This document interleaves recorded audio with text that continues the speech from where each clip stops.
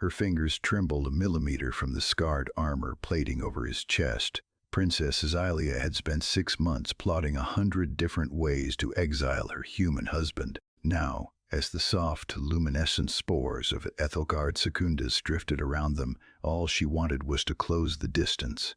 Captain Elias Vance didn't flinch. He just watched her, his dark eyes steady, offering that quiet, maddening resilience she had sworn to break. It turned out, a political pawn who refused to break was exactly what an alien royal needed to learn how to bend. The Union was supposed to be a diplomatic band-aid. The Sylvani Ascendancy traded their celestial navigation codes for the Gaia Coalition's military bulk, and Xylia was the collateral. When ancient alien elegance collides with stubborn human grit, the fallout is rarely pretty. On their wedding day, she hadn't even looked at him. She just stood at the altar, her iridescent skin shimmering under the triple suns, her posture rigid with royal fury. She expected a brute, a conqueror in heavy boots who would demand her submission and scoff at her traditions. But Elias didn't conquer. He endured. When the Sylvani courtiers mocked his blunt speech and lack of telepathic resonance, he simply smiled,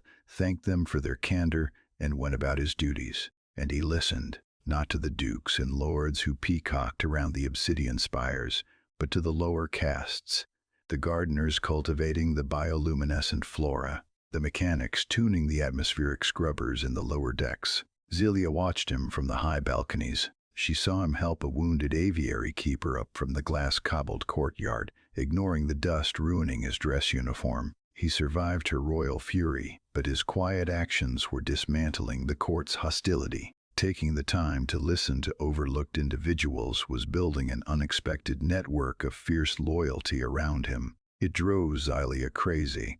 She wanted him to react, to strike back, to be the monster her advisors warned her about. Instead, he was just a man who knew how to take a hit and keep standing. She finally cornered him one evening in the grand conservatory, the scent of night-blooming orchids thick in the humid air. She threw every insult she had at him, jabbing a manicured, glowing finger against his chest. She hissed that he didn't belong there, the vibration of her anger humming in the quiet room.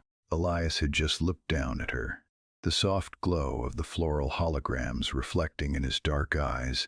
He didn't defend himself. He just gently caught her wrist, his skin so incredibly warm against her cool flesh, and promised he wasn't going to leave her to face the court alone.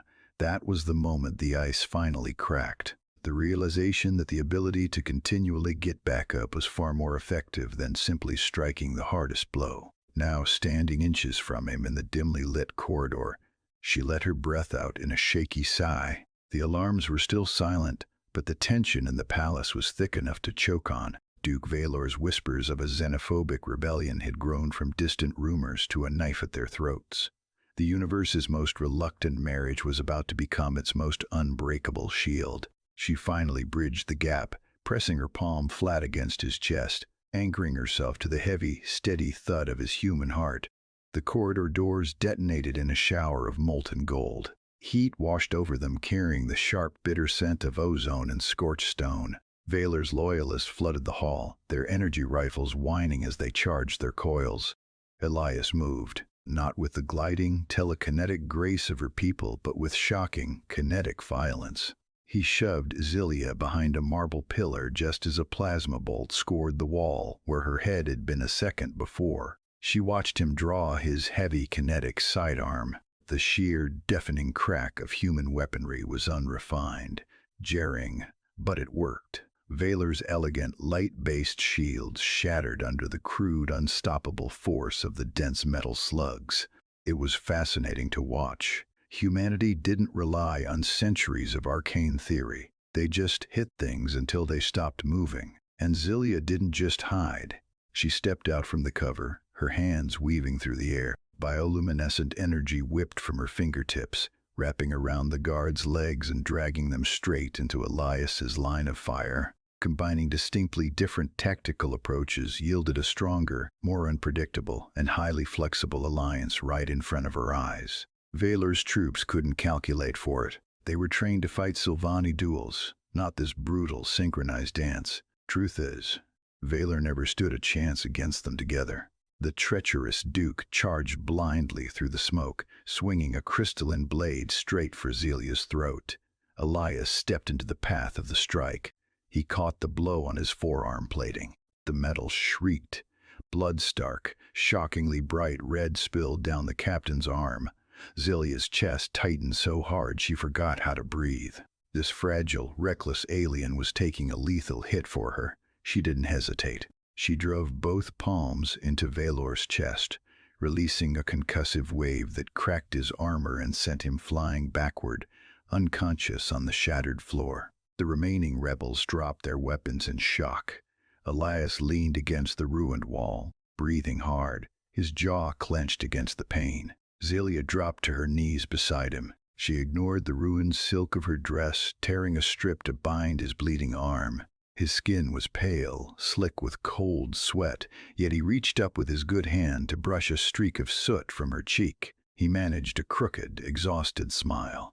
The sight of his completely unguarded humanity made her throat ache. 3 years later, the smell of scorched stone was a distant memory, replaced by the sterile, recycled air of a command dreadnought.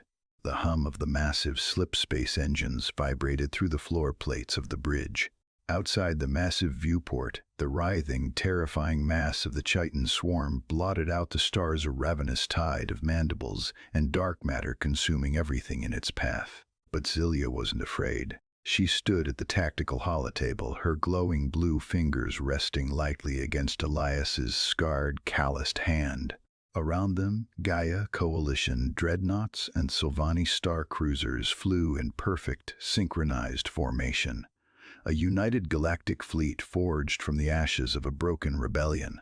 Ironically, it was the very differences Valor had despised that were now saving them all. Elias looked at her, his dark eyes steady, offering that same quiet resilience that had conquered her court and eventually her heart. He gave the order to fire. She leaned into his shoulder, feeling the familiar, grounding thud of his pulse through his uniform. Let the swarm come. They would break against them, just like everything else had.